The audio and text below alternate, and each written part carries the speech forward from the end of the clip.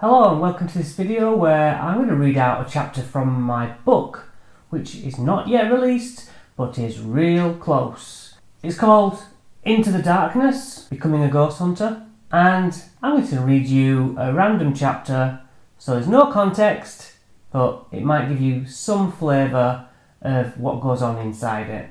Chapter 8, Nashville Street, Part 2. So far, the only tangible evidence I'd witnessed in my home was the opening of doors, but I put this down to being related to drafts or temperature changes. The next chapter starts on a Sunday in spring. Like most other Sundays, I nursed a hangover and festered in my living room. I stood and made my way across the living room to the television to rewind a video cassette. DVDs weren't too far away, but I had 1,000 films on video and I'd thrown money at the biggest TV I could afford. Before flat screens that sat happily suspended on your wall, we had CRT televisions, which were as deep as they were wide. Huge boxes which dominated rooms. I'd had a 28-inch one prior to this investment, and I'd already been scoffed at by family who said, "Why on earth would anyone need a TV that's 28 inches wide?" But I'd upgraded now to a 37-inch unit. It was an absolute beast, and sat precariously on a glass-fronted unit at the north wall of my living room. I sat cross-legged in front of my pride and joy about a metre away, and it loomed over me like the monolith in 2001: A Space Odyssey, except not as thick. My hangover would come in waves, and the tiredness would reveal itself here and there. I waited for my film to be ready, and closed my eyelids, just feeling the satisfying feeling of warmth on my eyeballs.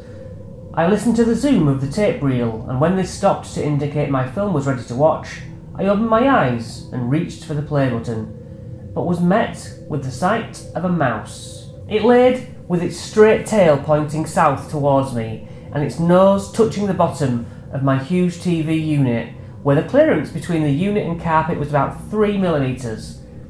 A mouse, motionless, dead. It hadn't been there when I inserted the video cassette, and now it was dead in front of me. Maybe 1 minute or so later, I stared at it in surprise. I couldn't guarantee I didn't have mice living in my house, but it was almost placed in a very particular position. Neatly, in a line. It was perfectly centralised right to left of the unit, and it was dead. It felt to me like it was a sign. A message that I was to notice. It even crossed my mind that it felt like an offering. I mean, you hear of cats bringing their owners dead birds and other prizes. I didn't have a cat. I threw the mouse out. I figured the only rational explanation was that it had run, frightened, so hard into the unit that it had killed itself. Except the mouse's nose had barely rested against the unit. It was the strangest thing that I'd witnessed up until that point. 3 weeks had passed. Another regular day with no build-up, odd occurrences, or strange feelings. I walked downstairs, entered the front room, and immediately noticed movement towards the ceiling. A small black creature, moving in a continuous circle around my main light. I jumped in shock as I hadn't expected to see anything like this, especially something I was in such close proximity to. It was a bird. The thing seemed to move so fast and was probably as frightened as I was. Would it dive bomb me in fear, like a scene from The Birds? I just wanted out. I grabbed cushions to my face and head while I moved to the other end of my living room so I didn't block its exit. I went into the kitchen to look for a mop or something I could wave to persuade it to head to the open door, where the air might give it a clue on its safe passage. When I couldn't find anything more useful, I had another look through the protection of the cushions and couldn't see it. I checked upstairs to be sure, and I was confident it had left out the front door. I sat down on the couch in the deafening silence of my home. How did a bird get into a house with no windows or doors open? I also thought about the mouse incident. Twice, I'd been surprised by an animal in my house, but what did it mean? If anything. Is this normal? No. There was no way in. The bird would have to have been in my house for at least 12 hours, given that was the last time I'd opened the door. This house was communicating with me. Don't talk nonsense. The voices arguing. I wanted to tell someone, so I texted my girlfriend, who didn't really say anything other than, "That's odd." The next time my friend Mo came over, I shared my story of the bird and reminded him of the mouse incident. He looked perplexed, but just thought I'd let a bird in at some point. That was the logical way to think. Summer arrived, with animals disappearing out of my mind. It was 10 a.m. on a sunny Sunday morning. My girlfriend was upstairs and I'd taken her a cup of tea. We chatted for 10 minutes or so before I set off back downstairs when I heard a noise coming from the living room. A sort of fluttering noise. This time, on a day hot enough that I did have my windows and doors open, I entered the living room to find a bat swooping around my ceiling. Another damn bird, I thought quickly, but seeing it was a bat, I ran upstairs and shouted, "There's a bat in my front room now!" With my girlfriend firmly locked in the bathroom, threatening to stay there until it had gone, I ran back downstairs to coax it out of the house. Since I was quite the expert by now, I picked up the cushions and swung gently until it thudded against one and flew out of the window. I shuddered with the feeling of yuck. Now at this point, I was able to say, "There's some weird shit happening now." Do you see what I mean?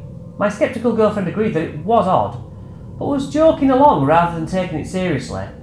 I think she was finding it much easier to just think, well, I guess a bat flew in the middle of a hot sunny day. I, on the other hand, had sat on my couch on that hot summer day and knew it was so odd that it was supposed to make me take notice. I didn't attribute it to a ghost of any kind, but rather a higher intellect who was toying with me, like I was just a game to it. I'd noticed, alright. How can I fail to see that I was being shown what power they had? But what the heck was I supposed to understand from these 3 instances? Life went on, and I was spending more and more time at my girlfriend's house. When I returned home, a darkness weighed on me. I was almost refueling misery. It was a misery that I'd always carried, and maybe it was the fact I had time to contemplate that was the real issue. I'd always been an overthinker. I'd sit in the attic to draw. I would present myself, sat at the desk, surrounded by wraiths or me as a single dot, but surrounded at a far distance by hundreds of dots. All had a theme of pressure and torment, but the lines were blurred because that was also the sort of thing that drew me. So was any of it down to the house? I certainly felt like I was being observed. Not all the time, but for periods of time. I'd feel uneasy as I walked up from the cellar or from the upper floors down. It was the stairs. Those in-between portals of wood, which spirits would haunt because they reflected being in between worlds, which I have to say, I never really bought into. The next experience was as I lay in bed at 2 a.m. That time when you feel protected for some reason, but you are actually at your most vulnerable. I heard talking downstairs, a male voice, being answered by a female. This was the thing I dreaded while living alone. Intruders. I grabbed a thick sawn-off brush handle that I kept for such occasions to make me feel I might stand a chance. Quietly as I could, I gripped it tightly, slowly placed my feet on the carpet. I headed towards the stairs and avoided the ones that creaked. I walked down one step at a time, hearing the talking steadily grow louder. I put my free hand against the door and gently pushed until the latch clicked free and opened. The couch next to the door was lit in the light that I knew was from the TV. I had turned everything off before heading to bed a few hours earlier, but what made it stranger was the fact that both cable and TV worked separately. So 2 things had been switched on. I picked up the remotes and switched off the TV and the cable, and the room fell into darkness, silence. A terrible idea. Now I was stood in the middle of a dark room after witnessing supposed paranormal activity, but my mind was shouting at me, "It must have been something you did, you fool." If I thought that was a scenario where I was to blame, I could suggest that I hadn't successfully switched the cable box off. Then, I had turned the TV off and some kind of signal had sent from the cable box to the television via the SCART lead, which had in turn powered the TV back on. Back in those days, it was possible to rig it so that you could press one power button device and a second would also receive power, but it had never happened before. Uneasily, I went to bed, pulling the duvet extra close to my chin. The experience from my childhood amplified.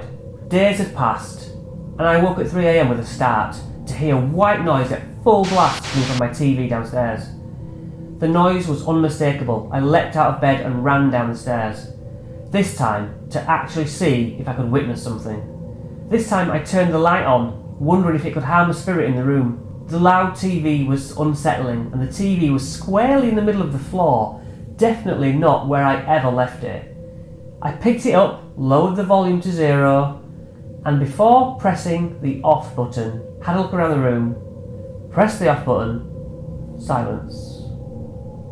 The television being turned on twice and objects being aligned in the centre of the room, be it remote controls or a mouse, seemed too organised to be a coincidence.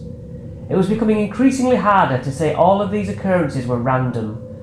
How many times has your television turned on in the middle of the night? How many animals appear in your house?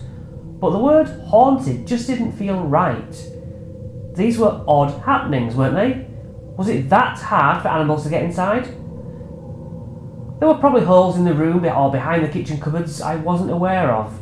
Maybe my remote had a timer function I had simply struck while sitting on it. All of these incidents could be explained, whether it was a message from the other side that I was supposed to notice or just pure coincidence. I could have brushed it off if things had stopped there. But things escalated to another level over the next year. We'll come back to this shortly. I need a break from writing about that house so I can remind myself now that I live in a calm house. I don't want the nightmares to return. So there you have it, just an excerpt from what's coming. I talk about the house in that chapter quite a bit and other experiences I've had, and then obviously the team, forming of the team, things we experienced along the way, and hopefully you will enjoy it when it comes out. But that's all. Thanks for now. See you in another video.